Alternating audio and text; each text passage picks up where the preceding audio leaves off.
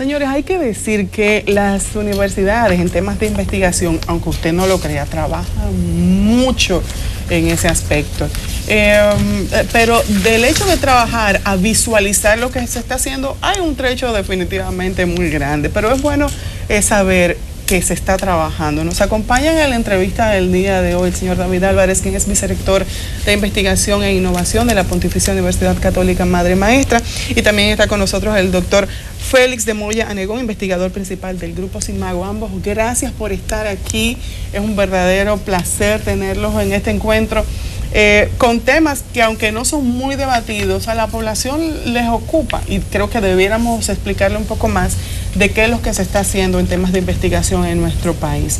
Quisiera que conversáramos con usted, don David, y es, la verdad, ¿se está trabajando aquí en investigación intensamente desde las universidades? Sí, yo creo que en sentido general el sistema universitario dominicano está trabajando en investigación. Cuando nos comparamos con otras partes del mundo, en términos porcentuales, cuánto esfuerzo se dedica, no es muy diferente, claro, sin compararnos con países y con universidades de alto nivel en investigación, pero en sentido general con América Latina no somos tan diferentes. Recordemos que el sistema dominicano descansa en una universidad pública, que es la que tiene el 80% de los estudiantes, y varias universidades privadas. De por sí la nuestra, la Pontificia Universidad Católica Madre y Maestra, es la privada más antigua que hay. Cuando nació solamente existía la UAS. Y se dedica a muchos esfuerzos. Tenemos muchos investigadores. En el caso de la Pucamaima tenemos unos 30, 40 investigadores de diferentes áreas consagrados permanentemente a ese trabajo. Un trabajo que se combina, por supuesto, con la docencia y a veces también incluso con la gerencia. Porque de repente, les pongo un ejemplo que ustedes conocen muy bien, la doctora Muquien Sanben, pues un caso ejemplar de una investigadora en el área de historia que ha producido, que ha publicado, pero al mismo tiempo es docente y al mismo tiempo ha sido vicerrectora nuestra, está gestionando un centro. Es decir, hay muy pocos casos, en el caso nuestro 2 o 3 profesores que están dedicados única y exclusivamente a la investigación. Señor Félix de Moya, usted preside el grupo de investigación Simago. ¿Por qué se prefiere las ciencias sociales, o quién traza las pautas en los temas que se van a agotar en las investigaciones en sentido general? Bueno, existe en el mundo, en los países científicamente más desarrollados, una ambivalencia en la forma de organizar los sistemas de ciencia. De una parte, hay países que tienen una presencia enorme del mercado en la organización del sistema de ciencia, porque hay una participación de fondos privados en el desarrollo de investigación que es muy importante. Y en ese caso, pues evidentemente las investigaciones se focalizan en aquellos ámbitos en los que existen más recursos. Por ejemplo, las empresas farmacéuticas en los países científicamente más desarrollados hacen aportaciones ingentes de recursos económicos para desarrollar investigación que se traduzcan en patentes y que ellos puedan luego convertir en fuente de negocio. Pero claro, frente a eso existen países donde los fondos para realizar investigaciones son básicamente públicos y en ese caso existen directrices de las instituciones públicas que son las que determinan, sobre todo las agencias nacionales de ciencia y tecnología, que son las que determinan exactamente en qué dirección van a ir esos fondos. Normalmente esta decisión está muy determinada en cada uno de los países por el concepto de pertinencia social, económica, en relación con los temas de investigación. Por ejemplo, los países en vías de desarrollo suelen canalizar fondos importantes en la dirección de los temas que tienen que ver con la agricultura y las ciencias biológicas, por razones que tienen que ver con su propio perfil económico como país y para atender necesidades que existen en el país. Y el otro gran foco es la biomedicina, en particular los temas relacionados con la salud pública. Para contextualizar a nivel universitario, señora Álvarez, ya que su área es el tema de la investigación y la innovación propiamente, Yo voy a hacerlo con una frase de Leonardo da Vinci, un hito en la creatividad y la innovación propiamente. Él decía que así como el hierro se oxida por falta de uso, también el intelecto se destruye por lo mismo. Entonces, hace apenas 6 días estuvimos el mundo entero celebrando el Día de la Creatividad y la Innovación. ¿Cómo estos dos pilares de la investigación pueden ser una realidad en territorio dominicano? Sí, mira, en territorio dominicano hay mucha creación en todos los órdenes, desde la creación científica hasta la creación artística, por ponerte los extremos. Hay creación. Por supuesto, la creación necesita una serie de condiciones. En el caso de la ciencia, requiere trabajo duro, gente muy bien formada académicamente. Lo ideal es un doctorado. De por sí todo doctorado es un entrenamiento para tu ser investigador. Se necesita laboratorios en algunos casos, buenas bibliotecas, buen acceso a base de datos, tiempo, grupo para debatir. Ya el conocimiento no se gesta en la cochera de un individuo inventando cosas, sino que es un colectivo donde tú sometes ideas, las sometes a discusión. Por ejemplo, para publicar una revista, un artículo en una revista científica, no es que tú lo mandaste y se publica, es que antes de eso lo someten, por decirlo, nosotros hablamos de árbitros, pero lo someten a otros especialistas que te comentan, te critican y tú tienes que hacer caso de eso. Y a veces varias veces. Es una labor donde el que tenga un ego demasiado blindado no va a avanzar. Tú necesitas tener un ego dúctil que permita aceptar la crítica. Entonces, sí, hay condiciones y se está creando. Te pongo un ejemplo sencillo. Perdónenme que me estoy refiriendo a mi universidad después de todo, que es la que mejor conozco. Pucamaima, hace menos de 2 años, ustedes deben de saberlo porque salió en los medios, sacó la primera patente. Sí. En el área de nanotecnología. Nosotros tenemos un laboratorio de nanotecnología y tenemos especialistas. Bueno, de repente tú puedes invertir 100 millones de pesos en una investigación y darte 3 patentes y después muy contento invertir 500 y no sacar ninguna, porque no hay la capacidad de pronosticar cuándo alcanzaremos un cierto conocimiento. Recuérdense, por ejemplo, todas las discusiones que hay con enfermedades que de repente no aparecen. Estamos hablando de laboratorios y recursos de gran cantidad que no terminan de dar con la solución de problemas de salud. Cáncer, SIDA, el ébola en su momento. Ahora estamos con el Zika hasta el cuello. En Pucamaima hay un grupo trabajando, investigando el tema. Entonces, hay que crear condiciones. Y esas condiciones permitan a investigadores, a creadores, para abarcar todas las áreas, producir. Pero sí, República Dominicana, el sistema universitario dominicano, sí está aportando mucho y se nota. No tanto como, y ahí yo creo que el doctor de Moya podría aportar mucho porque nos ha estado presentando unos análisis muy interesantes, no tanto en cuanto a las capacidades que tenemos. Es decir, estamos haciendo muchas cosas, estamos comenzando a publicar a nivel internacional de alto rango, pero para las capacidades que tenemos, la cantidad de gente preparada, todavía no es tan significativo. Tenemos que esforzarnos en llevar a la mayor parte de la gente con doctorado, con investigaciones, a hacerse lo que llamamos visibles mediante publicaciones de alto rango. Pero cuando hablamos de publicaciones de alto rango, hablamos de publicaciones indexadas, para que la gente tenga una idea. Incluso hay ocasiones en que no te pueden presentar, no te pueden hacer una presentación en el terreno, no te pueden hacer una presentación en el país de origen, hasta tanto se publique en una revista indexada, para que la gente tenga una idea. Hay algo que me preocupa y es el tema del financiamiento. Eso siempre ha sido uno de los grandes dolores de cabeza para las universidades al momento de tomar la decisión de comenzar a hacer una investigación. A veces tienen datos que son tremendamente interesantes, pero si no encuentran a esa persona que les sirva de soporte económico, es muy difícil llevarlo a cabo. En base a su experiencia, ¿qué tanto tienen que aportar las universidades de su propio bolsillo para poder llevar a cabo una labor tan titánica como la investigación, pero una investigación pertinente? Porque ya hemos hablado de cómo cuando un laboratorio, que son los que más invierten en estos temas, da el dinero para una investigación en específico, pero no necesariamente es una investigación que sea pertinente en ese momento para la sociedad en la que se desenvuelve esa universidad. ¿Cómo se hace? La financiación, como he dicho antes, es muy diferente en los países que tienen desarrollos importantes en el sector privado en los países que no tienen esos desarrollos.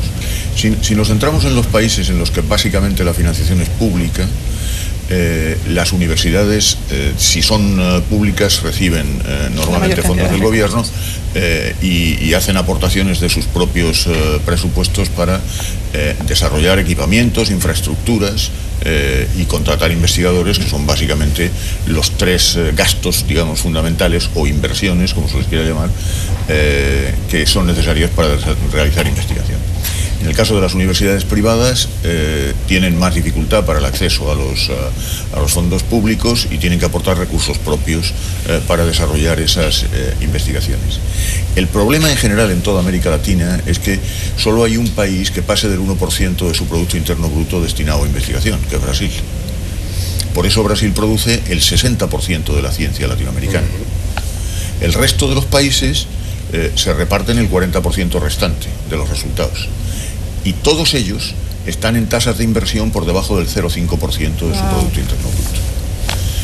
Es decir, con esas tasas de inversión y además sin tener empresas que sean empresas que consigan rentabilidad de las investigaciones, porque son empresas en la mayoría de los casos o pymes, que no suelen invertir en investigación porque las tasas de retorno de la inversión en investigación son de largo plazo y las pymes no pueden soportar esos periodos de retorno de la inversión, o están en sectores donde no se hace investigación, sector servicios, comercialización, etcétera. ¿Y cómo se puede hacer, por ejemplo, usted puede concursar para recibir fondos internacionales, ya que en la mayoría de los países latinoamericanos no hay las empresas que puedan dedicar ese tipo de... Se puede y se hace, pero concursar a fondos internacionales significa entrar en procesos competitivos que te exigen tener muy buenos investigadores y tener equipamientos, infraestructuras que te permitan presentar proyectos de calidad.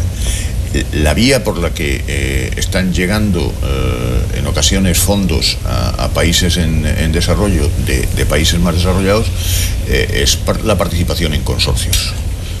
Por ejemplo, la República Dominicana puede participar en un consorcio de los programas marco de la Unión Europea o en proyectos de la National Science Foundation en los Estados Unidos, asociándose con instituciones en Europa o en Estados Unidos para la participación y el desarrollo de estos proyectos. Este es el mecanismo más usual. Pero quisiera decir una cosa que me parece importante desde el punto de vista de las universidades. Miren, aquí no solo hay un problema de recursos, aquí hay un problema también de cultura académica. Es decir, los profesores universitarios en muchos países en Latinoamérica, y la República Dominicana no es distinta en esto, son básicamente docentes, en su inmensa mayoría. El número de profesores que son activos en investigación de manera regular es todavía reducido. Es decir, profesores que al mismo tiempo que docentes son investigadores, que es lo que son la mayoría de los profesores universitarios en los países científicamente más desarrollados. Entonces, no es solo una cuestión de recursos, también hace falta que se produzca un cambio de mentalidad en los cuerpos académicos, de tal manera que el profesor asuma una función híbrida, en la que combina docencia e investigación, porque esta es la práctica usual en el mundo académico en los países científicamente más desarrollados. Precisamente, señor Álvarez, en ese sentido, en esa dirección, y mi próxima pregunta: ¿cómo identificar el recurso humano que pasará a ser en el futuro el investigador? ¿Cómo hacerlo sentir de que es parte importante del engranaje del compromiso social y del Estado?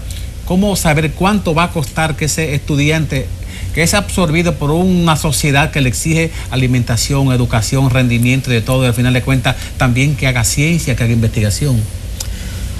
Hay varios caminos, estoy hablando por la experiencia Pucamaima y en República Dominicana en sentido general. Hay varios caminos. Bueno, el primer camino tiene que ver con algo que no hay forma de aportárselo a nadie, que es la vocación. O sea, igual que en cualquier otra área, tú tienes que tener vocación. Sí, pero hay un perfil que se identifica, que ustedes del aula, correcto, o del conocimiento, del diálogo. Ustedes, por ejemplo, son comunicadores y han tenido que pasar muchos sacrificios para desarrollar su carrera. No lo estaban esperando, diga, mira qué bien, desde que dijiste que querías, aquí tienes esto. Ayer en una conferencia el doctor de Moya decía, aquí tenemos gente que se llama investigador y anda buscando una investigación que hacer, pero no ha demostrado la primera. Cuando lo que te hace investigador es la experiencia como investigador. Hay un ejemplo, por ejemplo, en lo que yo mencionaba ahorita de nanociencia.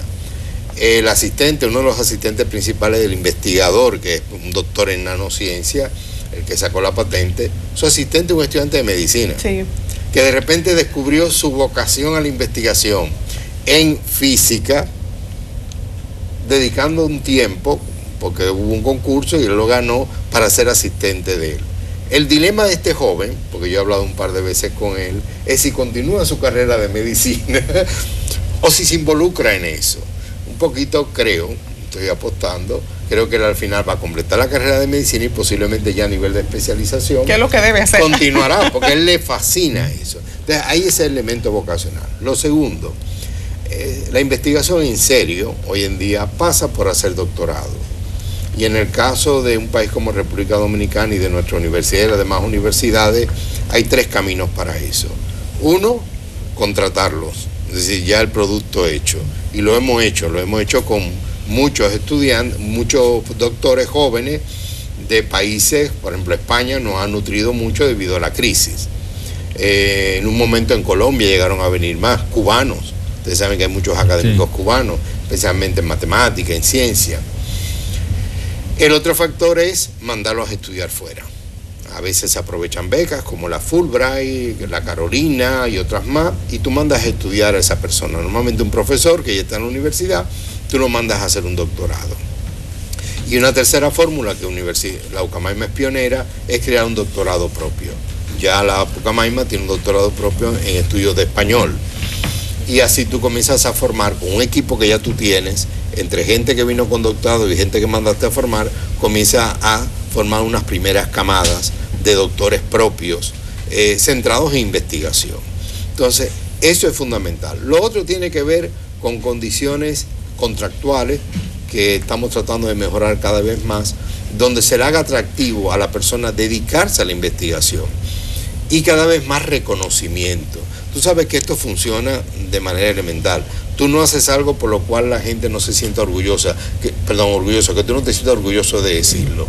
Entonces en República Dominicana tenemos que darle una nota de orgullo a la persona que hace investigación, a presentarse como tal y que los medios de comunicación y la sociedad lo reconozcan. Reconocimiento al esfuerzo. Un reconocimiento al esfuerzo y un respeto por el trabajo que está haciendo.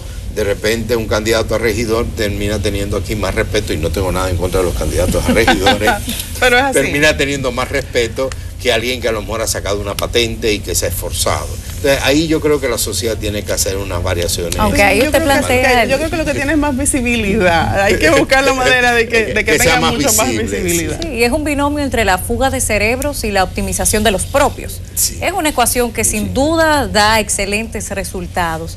La muestra está en el mundo entero. Ahora bien, doctor de Moya, partiendo de los planteamientos del señor Álvarez y con el tema de las inversiones en investigación que han sido prácticamente muy escasas, casi invisibles en la región de Centroamérica y el Caribe, ¿cómo usted entiende que se puede encauzar una alianza público-privada para potenciar lo que ya existe? Porque mencionaba el señor Álvarez que las capacidades está el recurso humano, lo que no está propiamente hablando es el recurso económico que apoye el recurso humano. ¿Cómo se pueden encauzar estos dos lados?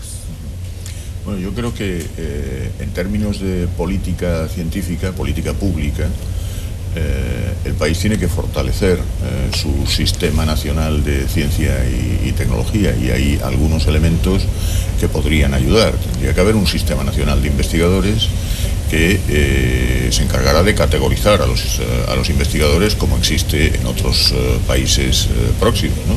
Por ejemplo, México tiene el SNI, el Sistema Nacional de Investigadores, y los investigadores del país están categorizados en 4 categorías, y todos ellos se esfuerzan por desarrollar una carrera académica que incluye el componente científico, basado justamente en ese tránsito de unos niveles a otros de las categorías del sistema nacional. Otro de los elementos, obviamente, es el elemento presupuestal, es decir, hace falta aumentar los recursos gradualmente que se destinan a la investigación. En Latinoamérica, en muchos países, yo comentaba ayer que es un clásico esto de que los candidatos presidenciales prometan llevar la tasa de inversión en ciencia al 1% del PIB. Es tan clásico como que se promete campaña tras campaña, porque no se ha cumplilido en la campaña anterior. Doctor Del Moya, aquí ni se menciona esa posibilidad en el área de la ciencia. Pues sin embargo... Pero también, no, pero yo creo que hay que hacer una autocrítica dentro de las universidades. En la medida en la que se involucran más personas en el tema de investigación, más personas estarán exigiendo mucho más recursos. Usted habla de lo que pasa en la Pucamaima, yo conozco el caso de lo que pasa en la Universidad Iberoamericana, donde se promueve el hecho del estudiante investigador y se hace transversal a todas las carreras para que ellos de manera personal se movilicen y puedan exigir cosas a la misma universidad. Hay que pensar también en que lo que coloca a una universidad en un ranking internacional, uno de los aspectos fundamentales también tiene que ver con su nivel de investigación. Sí, si me permiten, déjenme hacer un comentario, porque es bueno que este dato yo lo saque, porque después me va a preguntar Plácido, el viceministro, me dice, pero David, tú hablabas como si no supiera. Realmente el Ministerio de Educación Superior cada año, y ustedes deben de haberlo visto por las noticias, claro, coloca un volumen de fondos significativo para lo que es el nivel de este país a disposición de las universidades para que presenten propuestas, normalmente en ciencia física, química, biología. La Pucamaima el año pasado presentó 11 propuestas, se aprobaron las 11, pero nos financiaron 10. Estamos hablando de que obtuvimos un presupuesto entre las 10 de unos 100 millones de pesos. La UAS obtuvo mucho más, porcentualmente menos, pero mucho más en cantidad. Nosotros porcentualmente casi el 90% de las que presentamos nos las financiaron. Y eso lleva ya varios años. O sea, nosotros estamos manejando unos 30 o 40 proyectos de ese tipo.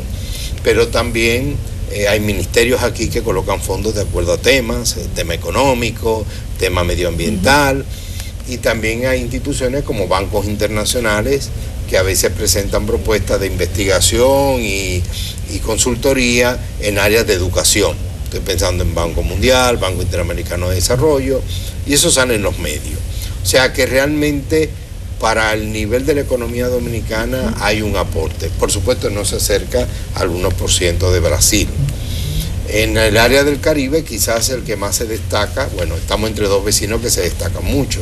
Cuba por un lado, que hizo una apuesta desde que cambió de sistema político por dedicar muchos recursos a la investigación y ha obtenido muchas cosas y se nota cada rato, y Puerto Rico, que por supuesto tiene el financiamiento norteamericano a su disposición, ahora menos que antes, pero flujos de recursos que llegaban a las universidades y que les permitían hacer investigación. Pero indudablemente República Dominicana está transitando ese camino. No está ocurriendo lo que tú decías. Todavía no es un tema de campaña. Sí. Yo no he visto a nadie hablar de Lima, temas, sí, o sea, de investigación, más desarrollo. Todavía nuestros temas son tan elementales como que no hayan apagones, agua, que haya agua potable, que las calles las asfalten. Y eso hay que entenderlo, o sea... Esa es una primera etapa. De repente un político te dedica 2 horas a hablar sobre investigación y desarrollo y le haremos caso a 20 gente. Ah, mira qué interesante. Sí, pero eso es lo que le ha permitido a otros países precisamente a desarrollarse. Vemos, por ejemplo, España, que dedica un porcentaje importante, aunque bajó con el tema de la crisis, pero dedica un porcentaje importante de su Producto Interno Bruto para investigación y desarrollo específicamente. En los rankings internacionales, ustedes que tienen mucha experiencia en ese aspecto, me gustaría saber qué tanto influye la investigación en las universidades en pertenecer a ese tipo de ranking. Bueno, vamos a ver, la investigación es un componente muy importante de los rankings por 2 razones. La primera, porque se puede medir frente a otras cosas que no se pueden medir. Y cualquier rector puede salir a los medios de comunicación y decir: mi universidad es fantástica, porque nosotros tenemos una docencia de enorme calidad. No hay nadie que pueda contradecir eso, en principio, a no ser que hubiera manifestación de estudiantes a continuación para negarlo, pero no suele pasar. En otros órdenes, las universidades tienen serias dificultades para mostrar datos duros de su realidad, que representen su realidad. Ahora, en el tema de la investigación la cosa es clara. Es decir, la República Dominicana es el país número 23 de Latinoamérica en producción científica. ¿Por qué? Porque lo dicen los registros internacionales.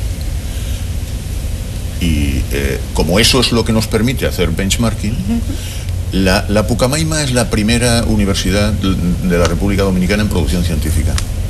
¿Por qué? Porque lo dicen los mismos registros.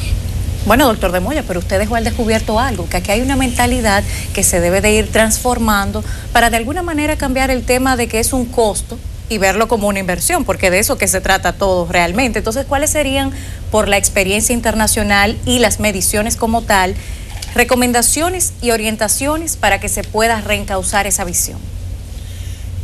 Yo creo que, en primer lugar, el país se tiene que comparar consigo mismo en términos evolutivos. Es decir, uno no tiene por qué estar constantemente mirando de reojo qué es lo que están haciendo los vecinos que tienen a lo mejor mucha más trayectoria. De momento, la República Dominicana no se puede comparar ni con Cuba ni con Puerto Rico, mucho menos con otros países latinoamericanos. Pero sí se debería comparar consigo mismo. Debería mirar si cada año se mejora respecto del año anterior y en qué términos están haciendo aportaciones los distintos sectores institucionales. ¿Cuál es la aportación de las universidades? ¿Cuál es la aportación del sistema sanitario? Si existen algunas empresas que hacen también algún tipo de aportación en términos de generación de conocimiento. Eso debería ser una constante, es decir, algo que se hiciera regularmente. Después, es necesario que en la agenda pública empiece a estar el tema de la investigación. Porque a mí me parece que quizá socialmente la tarea que está pendiente es la de establecer una conexión adecuada entre los grandes problemas sociales que es necesario abordar y que son tema constante en las campañas electorales y la investigación. Ustedes han hablado del agua, de la salud, de los transportes, todos esos son temas de investigación. Sí.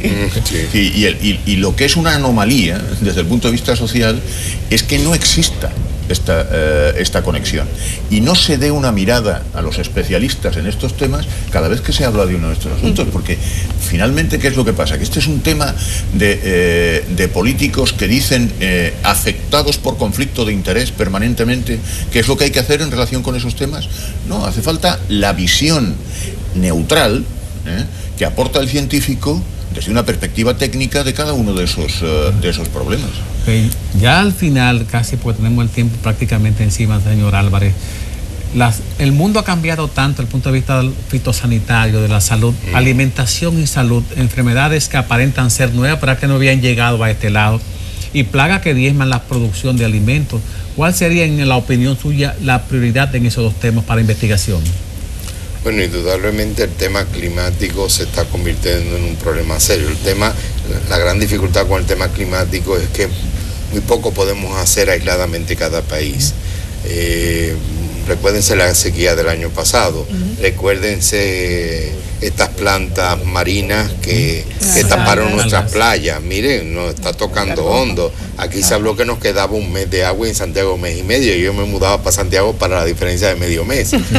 Ahora está lloviendo, menos mal. Sí, ahora estamos todos preocupados por las presas, cuánta agua acumula. Ahora, como país, reconociendo que el cambio climático es poco lo que podemos hacer, pero debemos de hacerlo. Indudablemente tenemos que tomar serias previsiones en cuanto a una agricultura que va a enfrentar retos que antes no tenía, especialmente cambios de grado de temperatura y de ciclo, y por supuesto problemas de salud que debido a que el mundo todo el mundo se mueve en todo el mundo, alguien que tenga un problema de salud en Angola puede llegar a República Dominicana en 2 días mediante pasajeros y gente que se mueve. Y tú no con el SARS pasó.